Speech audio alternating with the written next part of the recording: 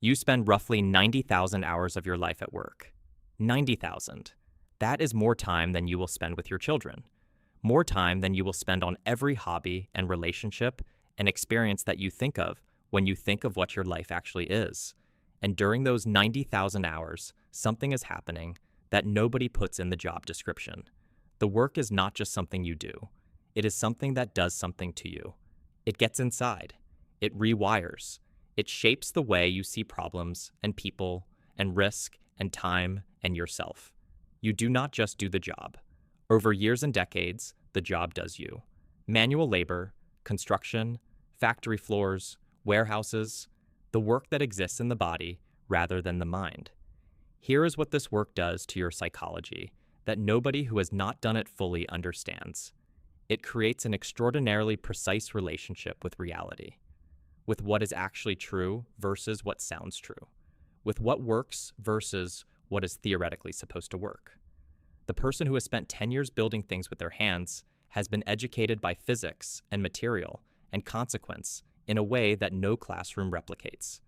When something is wrong, they know it, not because they analyzed it, because they felt it, because reality gave them feedback immediately and without mercy. This produces a psychology that is deeply practical, allergic to abstraction, impatient with people who talk about doing things rather than doing them, deeply respectful of competence over credential. What it also produces is a particular relationship with the body as a site of eventual limitation. You know the work has a shelf life, that the back and the knees are accumulating a debt that will be called in.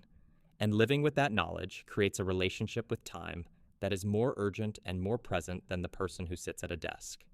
The service industry, restaurants, retail, hospitality. This work does something very specific to your psychology. It teaches you to read people faster than almost any other profession, not in a clinical way, in a survival way. You learn within seconds whether the table is going to be reasonable or difficult, whether the smile is real or the prelude to a complaint. You develop a radar for human intention that is so finely calibrated it becomes involuntary. You cannot turn it off. You carry it into every room for the rest of your life. It also teaches you something about dignity. You learn what it feels like to be treated as invisible, to be spoken to as if you are a function rather than a person. And that education produces either bitterness or empathy, usually both at different times, but always one of the deepest understandings available of what it costs a person to be made to feel small.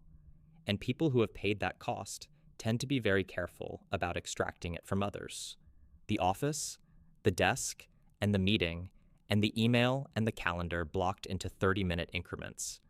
Here is what years of office work does to your psychology.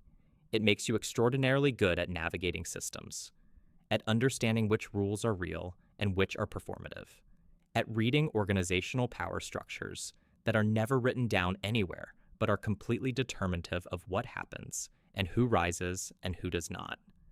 It also does something more ambivalent.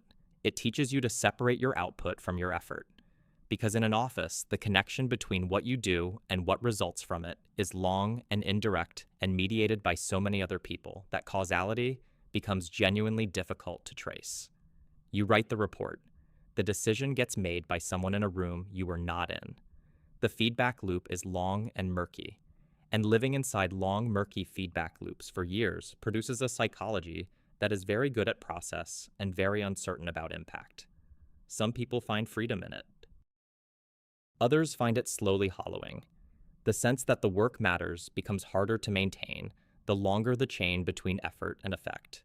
And without that sense, the 90,000 hours start to feel like time spent in a room rather than time spent building something.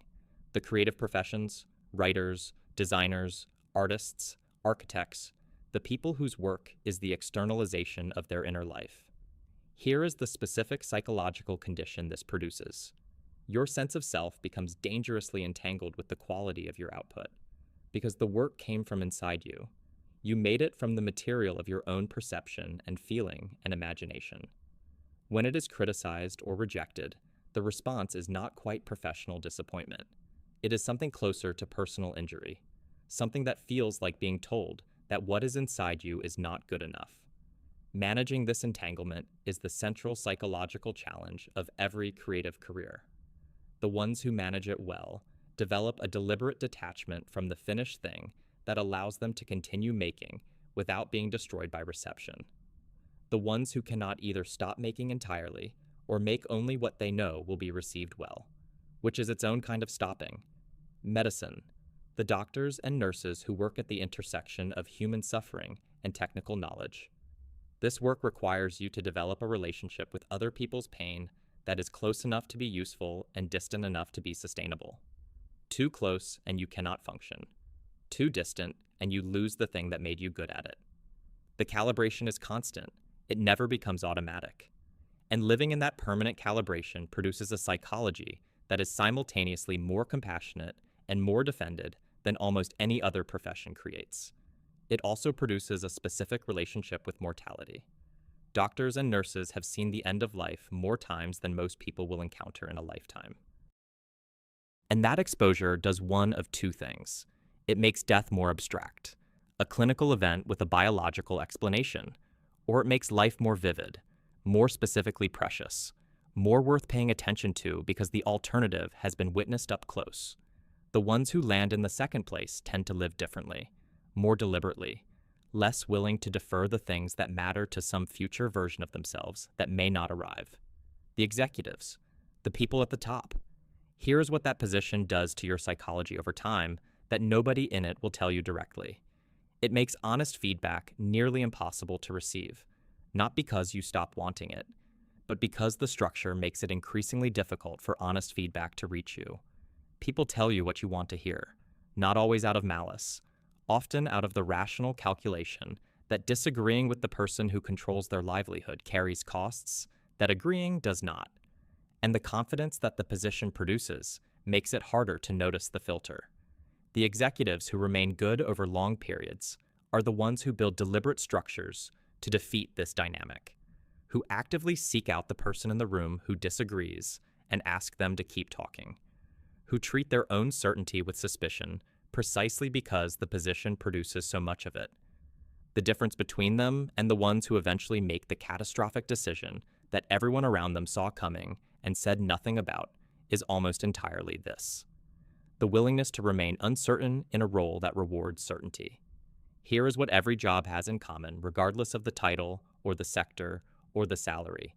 It teaches you something about the world that you could not have learned any other way, and it teaches you something about yourself that is more accurate than anything you believed about yourself before you did the work. The question is whether you are paying attention to the lesson. Because the lesson is always running. In every shift, and every meeting, and every moment when you choose how to treat the person across from you who is also just trying to get through their 90,000 hours with something left over at the end. The work shapes you. That part is not optional. What you do with the shape, that part is entirely up to you.